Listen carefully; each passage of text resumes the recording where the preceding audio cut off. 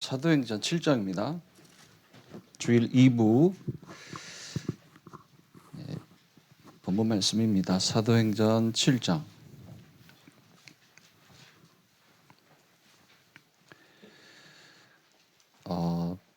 54절로 이렇게 본문을 읽으셨었는데요. 예배 중에는 저희는 이제 스데반의 설교를 다 읽은 셈으로 치고 51절부터 읽겠습니다. 51절부터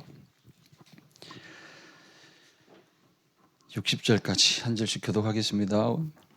목이 곱고 마음과 귀의 할례를 받지 못한 사람들아, 너희도 너희 조상과 같이 항상 성령을 거스르는도다.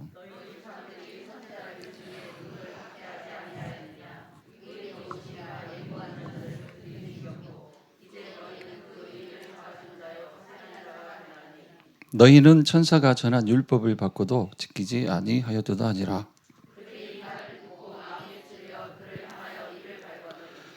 스데반이 성령 충만하여 하늘을 우러러 주목하여 하나님의 영광과 및 예수께서 하나님 우편에 서신 것을 보고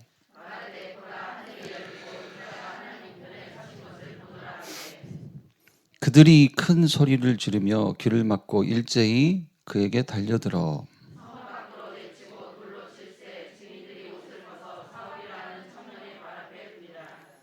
그들이 돌로 스데반을 치니 스데반이 부르짖어 이르되 주 예수여 내 영혼을 받으시옵소서 하고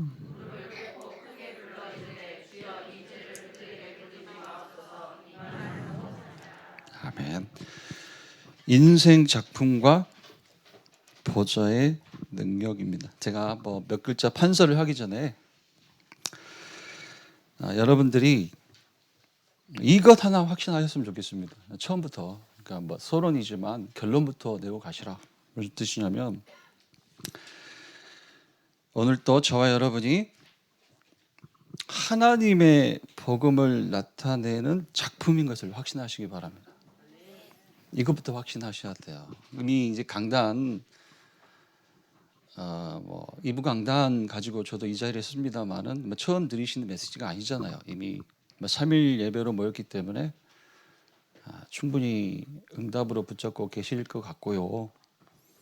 저는 이렇게 이제 아침에 일어나서 또 부랴부랴 준비하면서 이 확신이면 된다. 나는 하나님의 복음을 나타내는 작품이다. 그러니까 저와 여러분의 구원이 작품이에요. 하나님의 작품이거든요. 성부, 성자, 성삼의 하나님의 그 전적인 작품입니다. 올인 작품. 하나님이 어떻게 사람의 모양으로 오십니까? 근데 이유가 있었잖아요. 우리를 대신하여 죽기 위해서 오셨거든요. 사람의 몸으로 오셔서 죽으셔야 하기 때문에. 그러니까 여러분이 그냥 여러분 존재 자체가 작품이에요. 작품. 하나님의 너무나 귀한 작품, 구원의 작품입니다.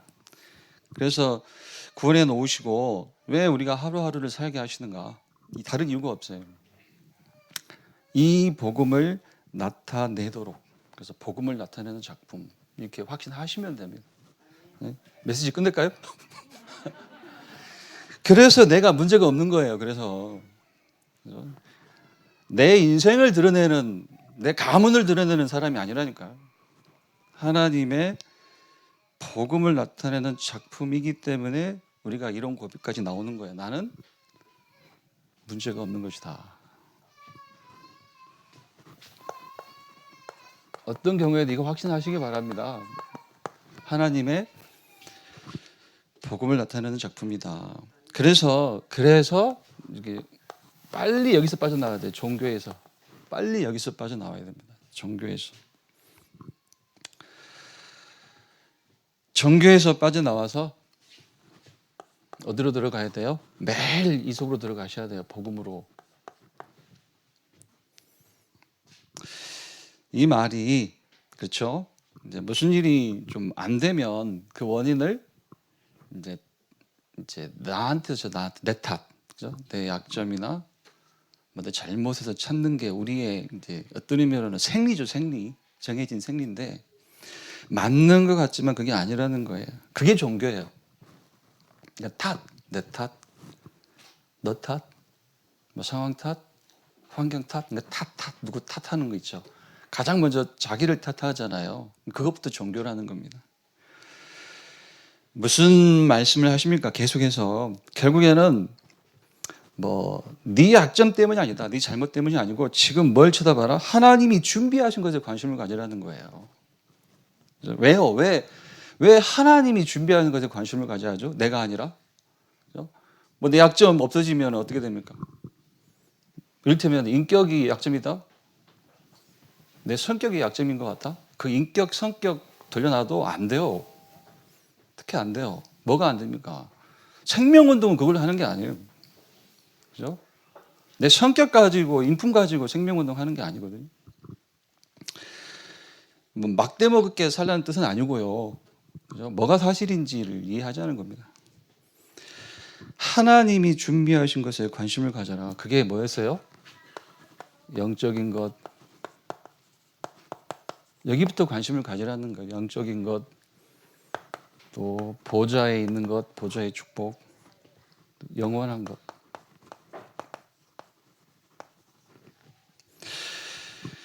왜 영적인 것, 보좌의 것, 또 영원한 것에 우리가 실제 눈을 떠야 되느냐? 왜 그럴까요? 왜? 이런 결론이 하나 나오겠죠. 왜? 저와 여러분은 다른 응답이 아니라 하나님의 응답을 가지고, 그죠? 하나님의 응답으로 먹어 살아야 돼요. 세상을 살릴 전도자이기 때문에 그래요. 전도자이기 때문에. 그래서 자꾸 나 보지 말고, 환경 보지 말고, 상황 보지 말고, 먼저 뭘 봐라? 뭘 쳐다봐라? 어찌하든지 오늘 또 영적인 것, 보좌의 것, 영원한 것에 집중하라는 겁니다. 그걸 위해서 하나님이 모아주신 것이 우리 예배고요. 나는 전도자예요, 전도자. 전도자이기 때문에 이게 필요한 거예요, 이게. 내 약점 잘못 바꾸는 것 이전에 이게 필요한 거예요. 제가 두어 번 계속 얘기합니다만은, 이제, 결국은 우리가 이제 이걸 아는 거잖아요. 참 행복이 뭔지. 서론을 정리하는 의미로. 참 행복이 뭡니까? 행복이 뭐예요, 행복이? 세상 사람들이 생각하는 행복의 기준. 그죠? 빤하잖아요. 물질. 또 뭔가 제 표현입니다만은 내 손으로 만져질 수 있는 뭔가 이거 양이 느껴지고 질감이 느껴지는 뭔가 그거. 그죠? 양과 질감이 느껴지는 그 있잖아요. 그런 것들. 포만해지는 그런 것. 그걸 갖는 것이 행복이라고 여기잖아요. 한 단어로 하면 돈. 돈 가지면 힘나요, 사실. 힘나는데 행복하죠. 그런데 저희는 이게 정리가 돼 있잖아요. 정리가 돼 있다고 믿고 있기 때문에 이걸 이해하시리라 믿고 말씀을 드립니다. 우리의 행복은 하나님을 알게 된 복음 갖게 된 거의 행복이에요. 이거 말고는 없습니다. 복음 때문에 하나님을 알게 됐잖아요. 만났잖아요. 그러니까 하나님을 알고 만나게 된 복음을 가진 것이 나의 참 행복이다. 그죠? 그런 의미로 내 인생은 결국은 복음 드러난 작품이다. 같은 얘기입니다. 또 참 성공이 뭡니까? 참 성공. 참된 성공. 자리를 차지하는 게 아니에요. 자리. 이상하게 누가 그러더라고요. 저도 정치학 공부를 한 적이 없어요. 정치학 관련된 책을 탐독한 적도 없고. 그런데 정치의 격언이 있어요. 격언. 뭐냐면 시민들이 정치에 관심을 두지 않게 할 정도가 되는 것이 잘하는 정치다. 이렇게 얘기하거든요. 그러니까 정치인들이 뭘 하는지 모를 정도로 하는 것이 정치라고 있어요. 근데 우리는 어때요, 지금? 난리잖아요, 난리. 이재명, 윤석열, 이재명, 엎치락뒤치락. 그러니까 한번 말씀을 드렸는데, 정치야말로 에베소서 6장 12절 말씀도 있지만 사단의 속성이 그대로 투과되어 있는 게 정치예요, 사실. 왜요? 무슨 뜻입니까?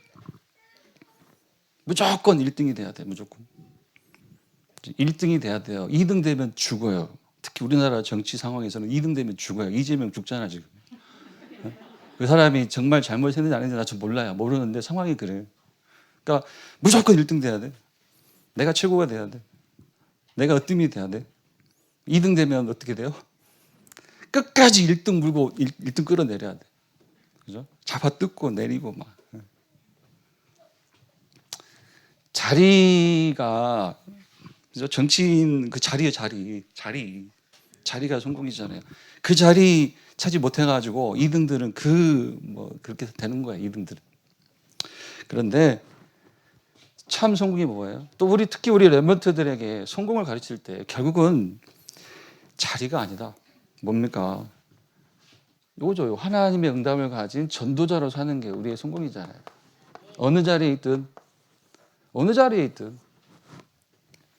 낮은 자리, 높은 자리, 앞에 있는 자리, 뒤에 있는 자리 상관없는 거예요. 전도자로 사는 게 우리의 성공이다. 서론 첫머리에 말씀드린 것처럼, 그죠? 복음을 나타내는 하나님의 작품이 바로 나구나. 이제 그래서 내가 문제가 없다고 하는 것이구나. 그렇게 시작을 하셔야 됩니다. 자, 본론으로요. 자, 스데반이 사도행전 6장 후반을 보면 잡혀요. 내가 가만 보니까 사도행전 6장 1절로 7절이 이제 한 주 앞선 강단 본문인데, 보면은 사도행전 3장 성전 미문에 안진병이 일으키고요. 그 일로 베드로 요한이 공회 앞에 서서 신문을 봤죠. 4장 보니까요. 그리고 이후에 또 사도행전 5장을 보면 또 사도들이 이제 베드로 요한 외에 다른 사도들까지 잡혀서 좀 신문을 받는 장면이 사도행전 5장에 나와요. 그리고 나서 이제 6장에서 이제 사도들이 이제 교회의 정체성은 기도와 말씀 사역이다 이렇게 해놓고 스데반을 포함한 7 집사를 이제 세우잖아요. 안수하고.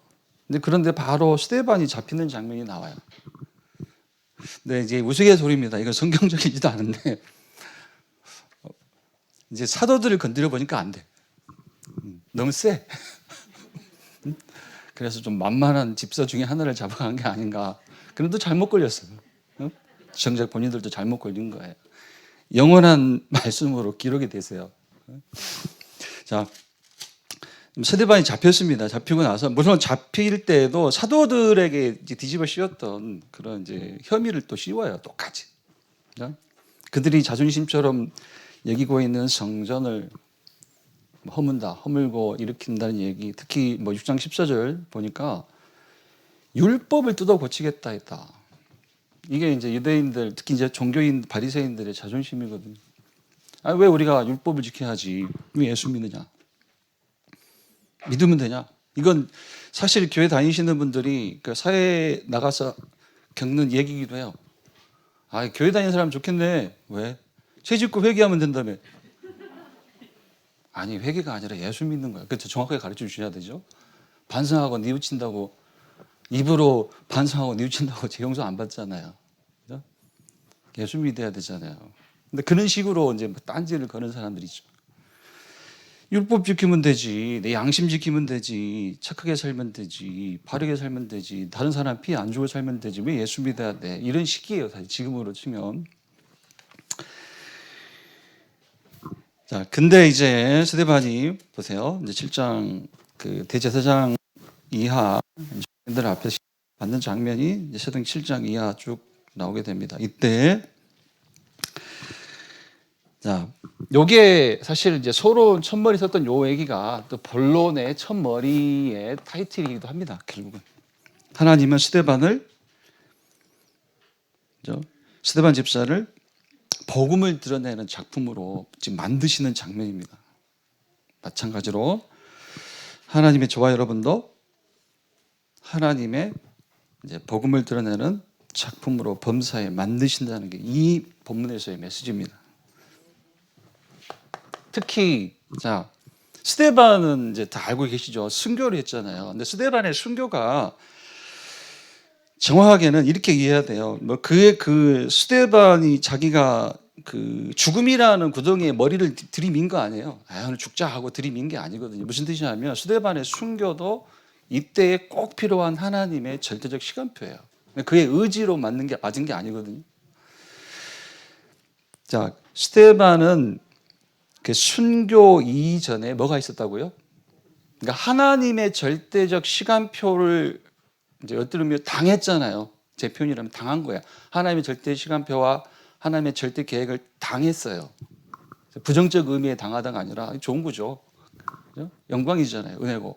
하나님의 절대 시간표와 하나님의 계획을 당한 거예요. 스데반이. 근데 그게 본문에서는 그의 순교고요.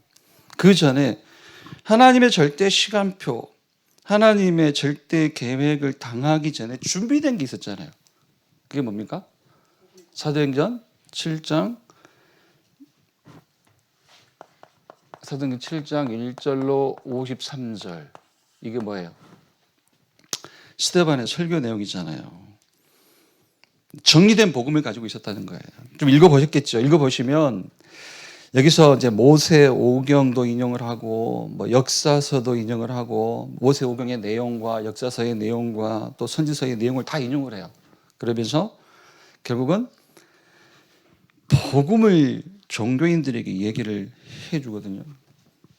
그러니까 정리된 스데반의 이 복음이 어떤 의미로 정리된 요 복음 작품이 스데반에게는 무엇이었다? 인생의 전무후무한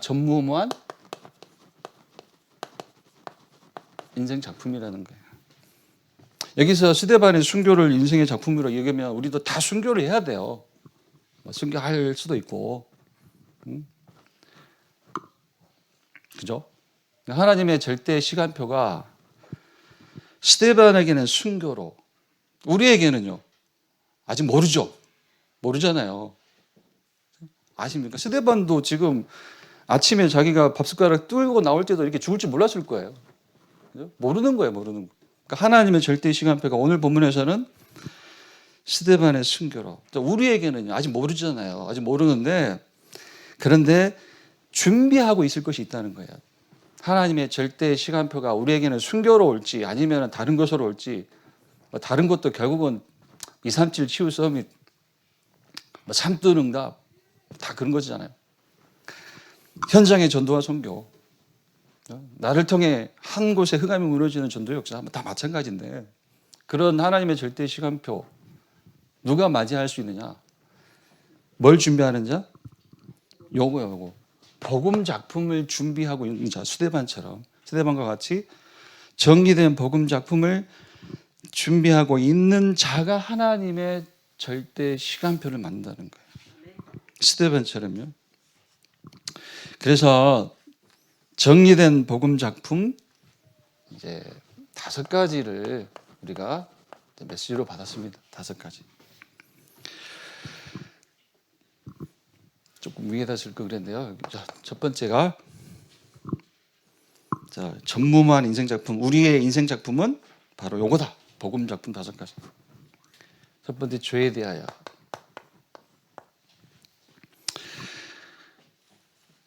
세상은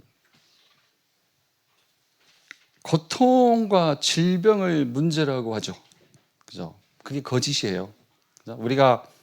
우리 렘넌트를 놓고 기도할 때 우리 렘넌트가 참 전도를 아는 참 전도자, 참 선교사, 참 중직자 되게 하고 기도하잖아요. 앞에 참이란 단어를 붙여요. 참 기도할 때. 그죠? 참이란 말은 거짓도 있다는 거잖아요. 거짓에 휩쓸리지 않고 참된 것을 붙잡는 전도자, 선교사, 중직자 되게 하고 기도하잖아요. 근데 뭐가 거짓이고 뭐가 참이에요? 문제라는 것을 놓고도 거짓과 참이 있어요. 세상은 거짓을 얘기해요. 인간의 문제는 고통과 질병이 문제다라고 하는 세상, 그게 거짓이에요. 그러나 하나님은 성경 말씀을 통해서 참을 얘기하시잖아요. 인간의 문제는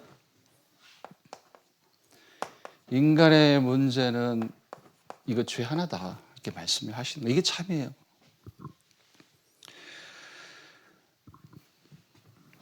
말씀을 통해서 뭐가 죄인지, 로마서 3장 23절 모든 사람이 이 죄에 빠졌다고 있어요. 모든 사람이 죄를 범하였으며 하나님의 영광에 이르지 못하더니 뭐가 되냐 했을 때는 뭐 대표적으로 창세기 3장 1절 6절 뭡니까? 하나님을 떠난 거예요. 하나님 형상대로 지음받은 인간이 사단에게 속아서 말씀에 불순종하고 하나님을 떠나버려요. 그러니까 하나님을 떠났다고 하는 말은 뒤집어 보면 사단을 따라간 거거든요. 더 정확하게는 하나님을 안 믿고 사단을 믿은 거예요. 네가 선악과를 먹으면 하나님처럼 될 거야 라는 사단의 말을 듣고 그걸 믿어버린 거라니까요. 하나님을 안 믿고 사단을 믿은 거예요. 그걸 가리켜서 하나님을 떠났다고 하는 겁니다. 그렇게 하나님을 떠나서 요한복음 8장 44절 너희는 너희 아비 마귀에게서 났으니 하나님을 떠나서 마귀에게 소속된 자가 돼요. 그리고 많은 말씀이 있지만 마태복음 25장 41절이요. 또 왼편에 있는 자들에게 이르시되 저주를 받은 자들아 나를 떠나서 마귀와 그 사자들을 위하여 예비된 영원한 벌에 들어가라. 무슨 뜻이에요? 하나님을 떠난 자 사단 마귀에게 소속이 되고 결국은 사나 죽으나 지옥병이다. 그죠? 우리가 얘기하는 하나님을 떠난 자, 사단 마귀에 소속된 자, 지옥병 속에 사는 자, 그가 죄인이잖아요. 하나님을 떠난 것, 사단에게 소속되어 버린 것, 지옥병 속에 사는 것. 이거 한 글자로 이게 죄예요, 죄. 성경은 하나님은 성경을 통해서 인간의 문제는 이것이라고 분명히 말씀을 하고 있어요. 이 죄 하나가 그죠? 이 죄 하나를 이제 해결하는 것이 복음입니다. 맞죠? 그죠? 예수 그리스도가 다시 말해 이 죄를 끝낸 거예요. 이 죄. 이 죄를 끝냈다. 여러분의 문제를 끝낸 것이 아니라 이 죄를 끝내셨어요. 그런데 이 죄를 끝내시는 것이 모든 것을 끝내신 거예요. 하나님은 처음 돌아가서 우리 하나님은 저와 여러분을 이 복음을 드러내는 작품으로 삼으셨다니까요. 그래서 문제가 없는 거예요, 우리는. 뭐 결론에서도 이제 문제를 어떻게 볼 것인가, 실질적인 어려움과 상황을 어떻게 이해할 것인가 메시지를 주셨잖아요. 자, 이 죄 하나 해결하는 것이 복음. 예수 그리스도가 해결하신 것은 이 죄다. 예수 그리스도가 죽음을 당하심으로, 그러니까 단번에 우리 히브리서 말씀 받았죠? 단번에 자신을 들여서 이 죄를 끝내셨다는 거예요. 그래서 이렇게요. 밑에 쓰겠습니다. 그래서 회개도 여기서 이해되는 거예요. 회개. 정의된 복음 작품 두 번째로 회개에 대하여 회개.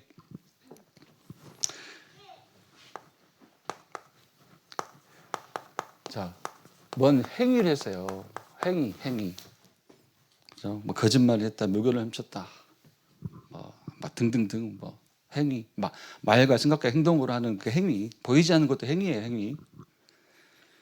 근데 이 행위를 돌이키는 것, 다시 말해서 내 입으로 하는 반성과 뉘우침이 회개가 아니에요. 그게 뭐냐면 우리가 강단에서 인용하셨듯이 마태복음 18장 8절 9절이요. 이거 한번 읽어봤으면 좋겠습니다. 강단에서는 읽지는 않았지만 한번 읽어보면 좋겠습니다. 입으로 하는 반성, 뉘우침은 절대로 그 죄를 해결하는 회개가 아니다. 마태복음 18장 8절과 9절.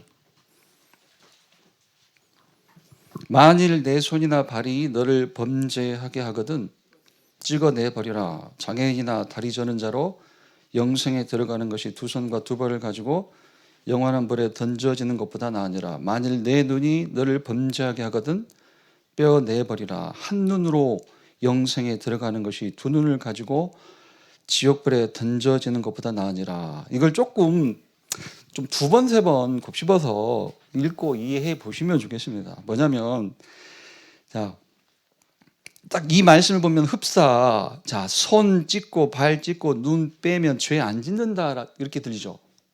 다시 말해서 손 찢고 발 찢고 눈 빼면 이제 짓는 죄가 없을 거야. 짓는 죄가 없으니까 영생이야. 이런 얘기처럼 들리잖아요. 정말입니까? 우리가 손과 발과 눈으로 짓는 죄가 없으면 구원 받습니까? 아니잖아요. 영생 얻습니까? 아니잖아요. 진리는 하나밖에 없어요. 예수 믿어야 돼요. 예수. 그걸 강조하는 말씀이에요. 그걸 손과 발과 눈 빼면 손과 발과 눈으로 짓는 죄가 없을 거 아니에요. 그럼 그 죄가 없으니 영생 받는다? 그 얘기가 아니라니까요. 손과 발과 눈으로 짓는 죄가 없어도 구원 못 받아. 예수 믿어야 구원 받아. 그 얘기인 거예요. 그죠? 그래서 절대로 행위는 어떤 것도 회개가 아니에요. 그죠? 왜요? 따라오는 메시지가 있죠. 왜 행위는 어떤 것도 회개가 아니냐? 이유가 뭐냐? 이 죄의 대가 때문에. 죄의 대가. 바늘 하나 훔치는 것도 죄라고 했고요. 막 큰 죄 작은 죄 따로 없어요. 하나님 앞에서. 이 죄의 대가는 반드시 죽음으로 갚아야 돼요. 히브리서 9장 22절. 피 흘림이 없음즉 사함이 없느니라. 무슨 뜻입니까? 피를 흘려야 사함이 있다. 그죠? 죄를 갚는 길은, 죄를 해결하는 길은 피 흘리는 것이다. 그러니까 죽음을 대가로 치러야 된다. 그런데 하나만 더, 레위기 17장 11절이요. 레위기 17장 11절 같은 말씀입니다. 관주 성경 보면은 두 개의 선구가 딱 연결이 되어 있습니다.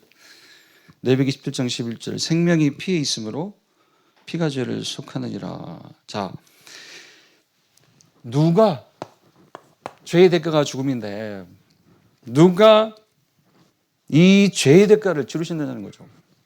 누가 이 죄의 대가를 치르시는가? 내가? 아니잖아요. 예수 그리스도가 치르시는 거예요. 예수 그리스도가 하셨다. 누가 이 죄의 대가를 치르셨는가? 예수 그리스도가 하셨다는 거예요. 그래서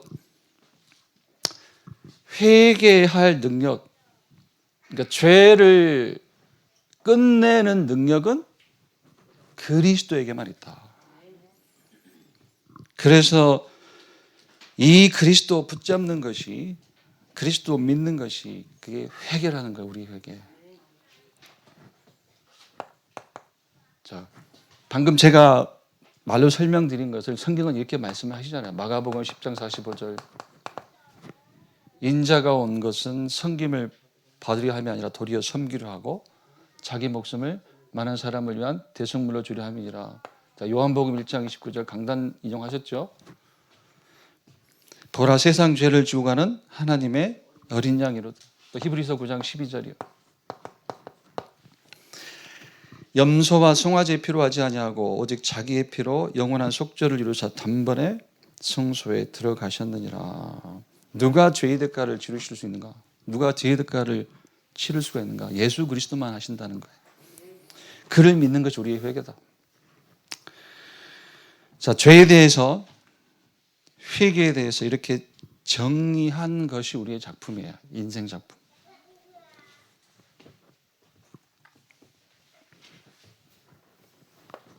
자, 세 번째. 복음은 이제 이렇게 보면 돼요. 복음, 첫 번째 죄에 대하여, 두 번째 회개에 대하여, 세 번째 복음에 대하여인데, 이제 복음은 이렇게만 보면 돼요. 자, 로마서 1장 16절로 17절, 특히 이제 17절 말씀이에요. 복음에는 하나님의 의가 나타나서 믿음으로 믿음에 이르게 하나니 오직 의인은 믿음으로 말미암아 살리라. 복음은 하나님의 의다. 그죠? 복음은 하나님의 의다. 이게 끝이에요. 이게 복음은 하나님의 의다.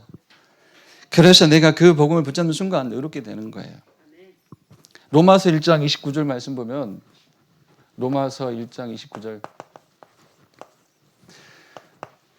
이 칭찬, 하나님이 우리를 향해 주시는 최고의 칭찬이 있다고 그랬어요. 그 칭찬이 결국은 우리의 믿음을 보시고 의롭다 하는 것이 최고의 칭찬이에요. 하나님께 받는 최고의 칭찬. 네가 의롭다. 뭐 말씀 로마서 3장 19절로 26절도 바로 연결이 되죠. 로마서 3장 19절로 26절. 한번 참고해서 읽어보시고요. 다른 칭찬이 없어요. 하나님의 칭찬. 우리의 행위의 온전함으로 613가지 계명을 다 지킴으로도 이 칭찬은 못 얻어요. 딱 하나만. 하나님의 방법, 보좌의 방법, 예수 그리스도를 믿는 그 믿음만 보시고 네가 의롭다. 이 최고의 칭찬을 하시는 거예요. 그러니까 이 칭찬이 사람에게서가 아니요 하나님에게서로다. 로마서 1장 29절 말씀을 하시는 거예요.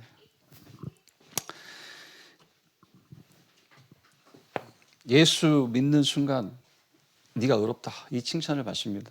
의롭다가 무슨 뜻이라고요? 그죠? 의롭다. 많은 이제 설명들이 메시지들이 따라붙죠. 의롭다. 너는 하나님과 이제 본질이 같다. 뭐 질이 같다. 너와 하나님 사이에 막힘이 없다. 그죠? 그래서 요걸 우리가 어떻게 우리말로 자, 의롭다 요걸요 그냥 아주 낮은 수준의 우리말로 정리를 하니까 그게 그죠? 이제 요게 되는 거예요. 절대 불가능이 절대 가능으로. 어떻게 우리가 하나님스럽게 돼요? 그죠? 무엇을 우리가 하나님의 그 성품을 가져요, 우리가. 절대 불가능인데 이게 예수 그리스도로 말미암아 가능케 됐다. 절대 가능. 요 절대 불가능한 것을 절대 가능케 하는 것이 복음이다. 말씀 두 개만요, 여기서. 절대 불가능이 절대 가능으로. 자, 하나님의 자녀됨, 이게 절대 불가능이 절대 가능으로 된 거예요. 어떻게 가능합니까? 이게 하나님 자녀됨이. 예수 믿음으로 영접하는 자. 곧 그 이름을 믿는 자들에게는 하나님의 자녀가 되는 권세를 주셨으니. 또 고린도후서 5장 17절이요. 자, 이전 것은 지나갔으니 보라 새 것이 되었다. 왜? 그리스도 예수 안에 이제 새로운 피조물.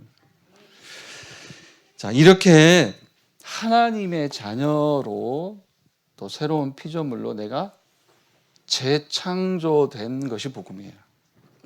한 가지 키워드 의. 그죠? 의 그것만 붙여보시면 돼요. 의 복음이 뭐냐? 의. 그죠? 네 번째.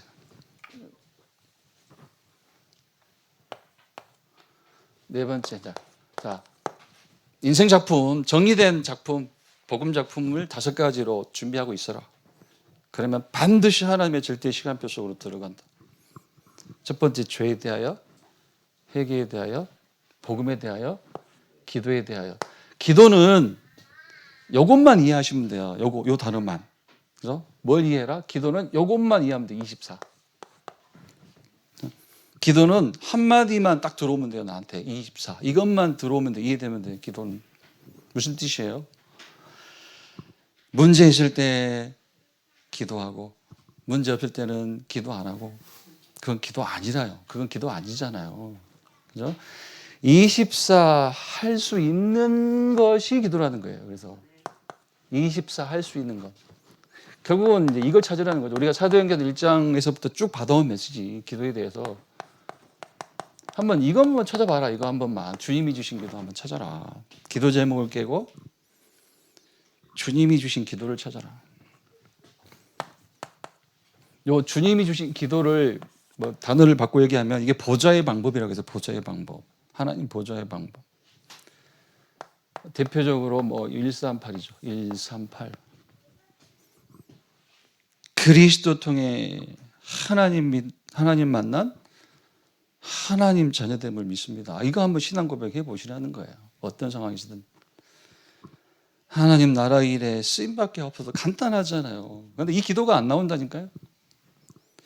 성령 충만 받아 땅끝까지 증인되게 하옵소서. 그 땅끝이 어디입니까?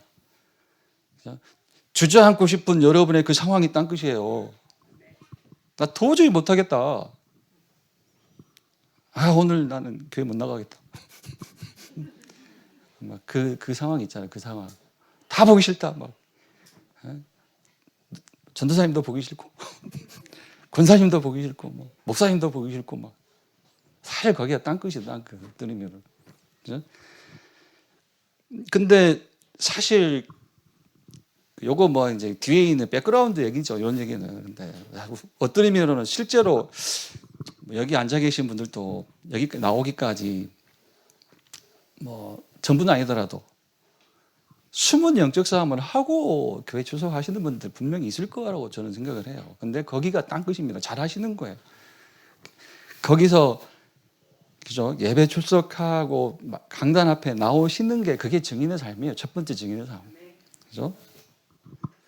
그리스도 하나님 나라의 일, 성령 충만으로 땅 끝까지 증인. 그죠? 138이잖아요. 이 보좌의 방법에 이제 오로지 해라, 오로지. 사도행전 1장 14절. 그러면 이제 하나님의 시간표, 반드시 성경의 약속대로 하나님의 시간표가 오게 되어 있어요. 그게 25. 자, 죄에 대해서, 회개에 대해서, 복음에 대해서, 기도에 대해서 정리된 것이 작품이다. 이 작품을 가지고 있으면 반드시 하나님의 절대 시간표 속으로 들어간다. 스데반처럼. 스데반에게는 순교. 우리에게는 모르죠? 몰라요. 근데 있어요. 앞에 놓여 있습니다. 실제로 붙잡으신 시간표를 보고 계신 분도 있을 겁니다. 분명히. 5번째. 마지막으로 전도. 전도와 선교. 차분하게 이 말씀 2가지만 묵상하셔도 될 것 같습니다. 그죠? 전도를 이해하는 그죠? 많은 성분들이 있지만, 자, 마가복음 3장 13절로 15절. 제가 신학교 다닐 때 요 말씀이 이제 제가 이렇게 막 응답으로 붙잡은 몇 개 성구 중에 하나가 이거예요. 마가복음 3장 13, 14, 15절. 참 안 될 것 같았거든요. 그죠? 못할 것 같았고. 근데 마가복음 3장 13, 14, 15절. 원하는 자들을 부르시니 나온지라. 원하는 자들, 주님이 원하시는 자를 부르시는 거지 조건되는 자를 부르시는 게 아니에요. 원하는 자들을. 그래서 은혜다는 거, 은혜. 처음부터 원하는 자들을 부르시니 이에 나온지라. 이는 자기와 함께 있게 하시고, 그게 완전한 구원의 축복이죠. 함께 있게 하시고 또 보내사 전도도 하며 귀신을 내쫓는 권세도 있게 하려 하심이라. 마태복음 4장 19절. 나를 따라오너라. 내가 너희로 사람을 낚는 어부가 되게 하리라. 전도가 뭡니까? 전도가 뭐냐? 다른 게 아니죠. 그렇죠? 예수가 그리스도 되심의 증인. 그렇죠? 우리가 예수가 그리스도라는 사실의 증인으로 서는 것만, 그것만 전도입니다. 그것만 전도예요. 그래서 우리가 누릴 수 있는 것, 그렇죠? 어디서든지 이건 누리는 겁니다. 위드. 그렇죠? 누구와 함께 있어도 임마누엘, 이건 누리는 거예요. 누릴 수 있는 거예요. 누리라고 주셨으니까. 임마누엘. 어떤 상황에서도 원네스, 이걸 누릴 수 있는 겁니다. 위드, 임마누엘, 원네스. 이게 어떤 의미로는 자세요, 자세. 뭐 다른 표현도 있겠습니다만은 위드, 하나님이 나와 함께. 이거 놓치지 않는 것. 임마누엘. 왜 우리를 2-3사람 혹은 5-6사람 교회 안에 또 뭐 현장에, 지역에, 구역에 모아 놓으셨을까? 왜? 하나님 우리와 함께 하심인데 왜? 그렇죠? 하나님이 하실 일이 있습니다. 반드시 있어요. 그래서 모아 놓으신 거예요. 이 위드의 축복을 가진 개인을 모아 놓으신 이유가 있단 말이에요. 또 원네스. 그죠? 원네스는 뭐 로마서 8장 28절 말씀이 자주 이제 인용이 되죠. 그죠? 모든 것이 한국화의 선을 이룬다. 결국에는 이제 원네스가 되려면, 진짜요, 원네스가 되려면 내 자아가 없어져야 돼. 자아가. 그죠? 결국에는 이런 결론이죠. 결국 나와 나의 모든 것은 주와 주의 복음을 위해 존재하는 것이구나. 나와 나의 모든 것은 주와 주의 복음을 위한 것이구나. 이런 결론이 완전히 나요. 그게 원네스입니다. 어떤 의미로 이게 자세요, 자세. 전도자의 자세. 하나님의 응답을 놓치지 않는 자세. 위드, 임마누엘, 원네스. 전도자의 자세. 자, 정리된 복음 작품 5가지. 5가지만 되겠습니까만은 이제 강단에서 5가지 항목으로 말씀 작품, 복음 작품 5가지를 이제 붙잡고 있으라고 하셨죠. 그래서 이렇게 5가지 정리된 작품이 있으면 반드시 이제 하나님의 절대 시간표, 작품을 준비하고 하나님의 시간표 누리는 여러분 되기를 축원드립니다. 자, 2번째. 실제 강단에서도 요 2번째, 3번째 대지 분량은 작아요. 들어보셨겠죠. 그 첫 번째 대지에서 23분을 써, 23분. 메시지 전체 길이가 50분인데 절반 정도를 첫 번째 대지에 쓰신 거예요. 이게 중요하니까.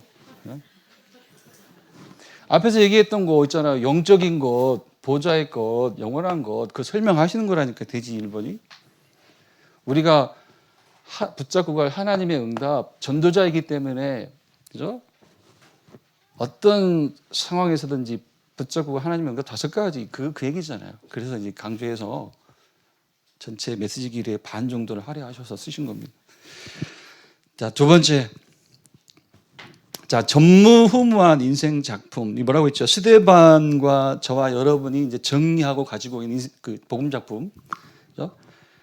스데반과 또 여기 앉은 여러분이 우리가 이제 가지고 있는 정리된 복음 작품. 그게 인생 작품인데 그 전무후무한 인생 작품의 배경이 있다. 그 배경이 뭐냐? 그게 보좌다, 보좌. 인생 작품, 전무후무한 인생 작품의 배경, 보좌. 그 배경이 보좌의 축복이다. 그래서 사도행전 보세요. 사도행전 7장 55절로 56절. 스데반이 이 보좌의 축복을 누렸다는 거죠. 자, 하늘을 우러러 주목하여 하나님의 영광과 예수께서 하나님 우편에 서신 것을 보고 보라 하늘이 열리고 인자가 하나님 우편에 서신 것을 보노라 한데, 자, 스데반뿐만 아니에요. 저와 여러분 이 말씀 붙잡고 있잖아요. 마태복음 16장 16절로 17절. 무슨 말씀입니까? 이 신앙 고백을 하는 자에게 예수님이 뭐라고 하죠? 뭐라고 하십니까? 네가 복이 있구나. 이를, 그러니까 내가 그리스도인 것을 알게 하니는 혈육이 아니다. 하늘에 계신 내 아버지시니라. 이 말씀은 저와 여러분의 배경 또한 보좌의 축복이다. 이 얘기예요.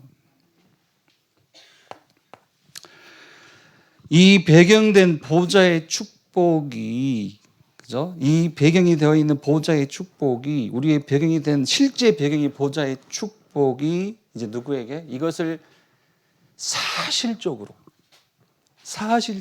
실제, 지금, 사실적으로 믿는 내게 이제 능력으로 임하는 걸 가리켜서 보좌의 능력이라 그래요. 배경 보좌의 축복. 이걸 사실적으로 믿는 자. 강단에서는 인용된 성구가 없습니다만은 있었나요? 저는 그냥 이걸 찾아봤어요. 데살로니가전서 1장 5절. 데살로니가전서 1장 5절. 이게 이제 배경이 되는 보좌의 축복. 스데반도 누렸고 우리의 배경이 되는 보좌의 축복.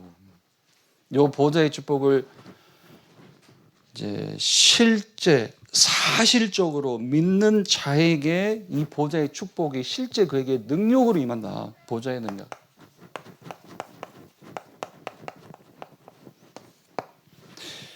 데살로니가전서 1장 5절.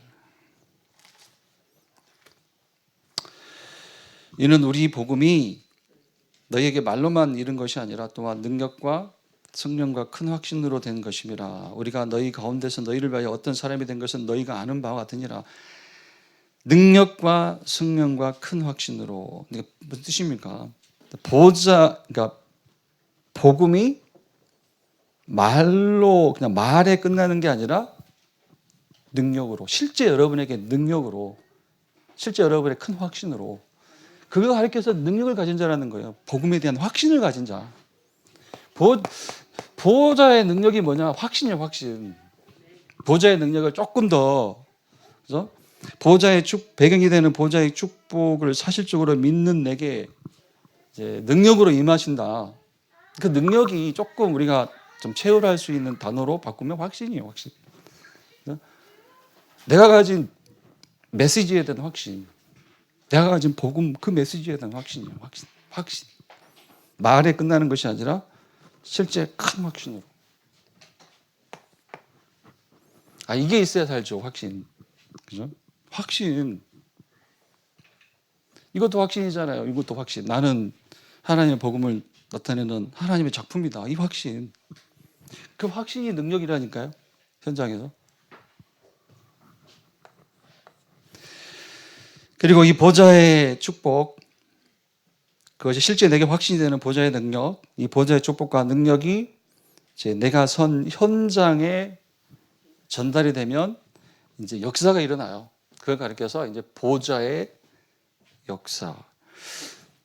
많은 말씀을 생각하다가 뭐 참고하시라고요. 고린도서 10장 4절로 6절. 뭐 이걸 이제 보좌의 역사. 보좌의 축복을 실제 믿는 자에게 보좌의 능력으로, 그게 확신. 이 보좌의 축복과 능력이 이제 현장에 전달될 때 나타나는 그 보좌의 역사, 보좌의 역사의 내용을 고린도후서 10장 4절로 6절로 요약해 볼 수 있겠다. 무슨 뜻이냐면 나중에 읽어보시고요. 그러니까 복음 앞에 모든 것이 무릎을 꿇게 되는 거예요. 모든 것이. 어떤 의미로는 나부터. 그죠? 나부터. 내 자존심부터 무릎을 꿇는. 복음이 내 자존심이지. 내 자존심 따로 있는 게 아니니까요. 그죠? 모든 사상, 모든 종교 다 복음 앞에 무릎을 꿇게 되는 것. 그 보좌의 역사. 이제 질문 한번 해볼게요. 보좌 어디다 쓰실 거예요? 보좌. 보좌 이거 어디다 쓰시려고? 보좌를 어디다 쓰실 거예요? 어디다? 저기 흥부놀부전 아시잖아요. 흥부한테 그 박씨가 제비가 물어온 박씨가 보좌예요. 너무 좀 비약인가 비유가? 보좌 어디다 쓰실 거예요? 보좌를. 요 제가 답을 드리진 않고 질문만 합니다. 나는 보좌 이걸 어디다 쓸까? 이거 한번 생각해 보세요. 묵상해 보시고. 자, 보좌의 축복을 배경으로 가진 자에게 반드시 보좌의 능력이 임한다. 확신으로. 그리고 이 보좌의 축복과 능력은 반드시 현장에 전달되게 있다. 그때 나타나는 것이 보좌의 역사다. 고린도후서 10장 4절로 6절. 자, 마지막입니다. 요거 8시 기도회 내용하고 같죠? 보조 줄 2부 3번, 본론 3번이. 자, 인생 작품의 배경이 보좌.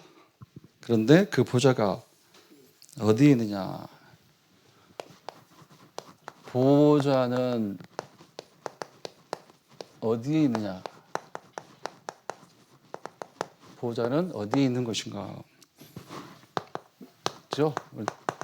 자, 영어로 트리니티라고 썼습니다. 무슨 뜻이에요? 성삼위 하나님이 계시는 곳이 보좌예요. 이 성삼위 하나님이 어디에?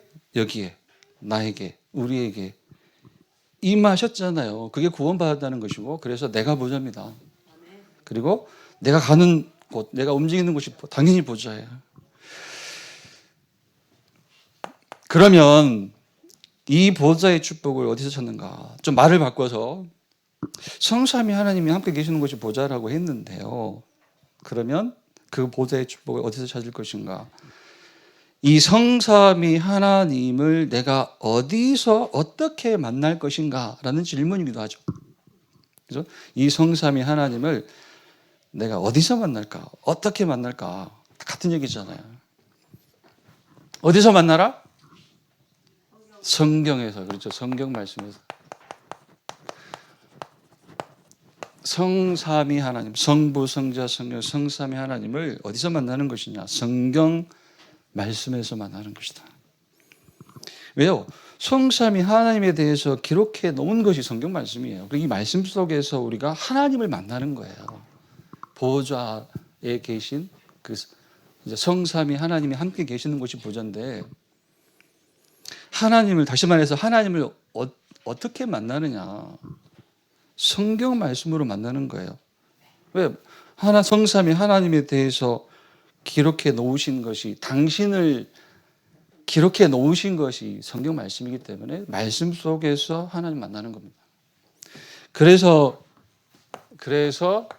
말씀이 선포되는 교회 강단에 보좌가 임하는 거예요. 그래서 오죽했으면 위를 쳐다보지 말고 강단을 쳐다보라 했잖아요. 강단을. 위에서 내리는 축복 주옵소서 할 때 강단 쳐다보고 기도하라 그랬어요. 그럼 여러분 비유를 이해하시면 되죠. 강단에 임하는 보좌. 그리고 자, 말씀을 붙잡는 우리의 예배. 여기에 보좌가 임하는 거예요. 예배. 말씀이 선포되는 교회 강단에 말씀 받는 우리 예배, 여기에 하나님의 보좌가 임하는 겁니다. 이렇게 우리가 예배를 통해서 말씀을 붙잡을 때만 우리가 보통 지금 메시지로 붙잡고 있는 것, 말씀의 흐름들이 다 성취가 돼요. 말씀 붙잡은 자에게만. 대표적으로 플랫폼, 파수망대, 안테나, 말씀 붙잡으면 되는 거예요. 말씀 붙잡아요. 말씀을 가진 자, 말씀을 내용으로 가진 자, 플랫폼. 이 말씀으로 모든 사람을 볼 수 있는 자, 그 파수망대죠. 모든 것을 보는 자, 파수망대. 또 말씀 가지고 소통하는 자, 안테나. 끝으로, 그죠? 5번째. 보좌가 어디냐? 성경 말씀에 임하시는 보좌. 그래서 교회 강단에 임하는 보좌. 내가 말씀 붙잡는 예배에 임하는 보좌. 끝으로 이제 말씀 붙잡은 자가 가는 현장. 여기에 보좌가 임한다. 네, 그래서 우리가 이런 기도하는 거잖아요. 현장에 서 있는 그 선체로 하는 그 기도, 내 기도 속에 하나님 보좌가 임하게 하옵소서. 그래서 내 전도 현장 속에 보좌가 임하게 하옵소서 기도하는 겁니다. 두 번째 대지를 마치면서 드렸던 질문 다시 한번 드릴게요. 보호자 어디다 쓰실 거예요? 보호자 어디다 쓰실 것인지 길게 생각해 보세요. 길게. 보호자 나는 어디에 써야 될까? 결론입니다. 네, 결론.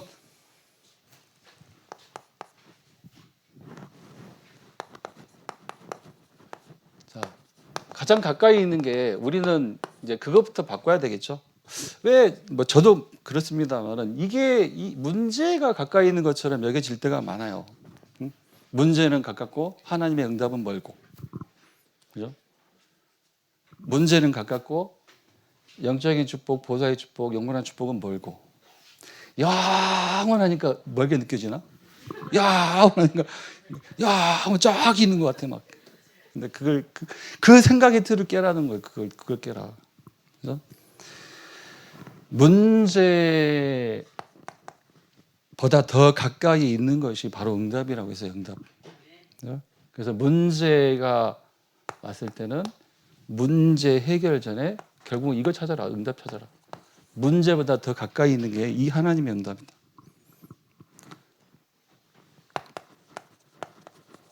문제 해결 전에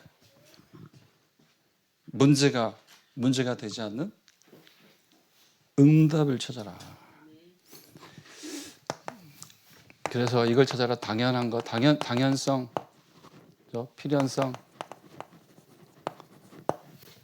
절대성.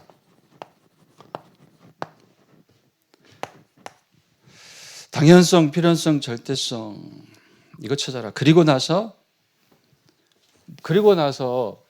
이게 뭐 순서는 아니에요. 순서는 아니에요. 동시에 될 수도 있고 순서가 바뀔 수도 있고요. 근데 당연성, 필연성, 절대성, 당연, 필연, 절대를 찾았으면 다시 한번 확실한 언약의 말씀을 보라는 거예요. 언약의 말씀.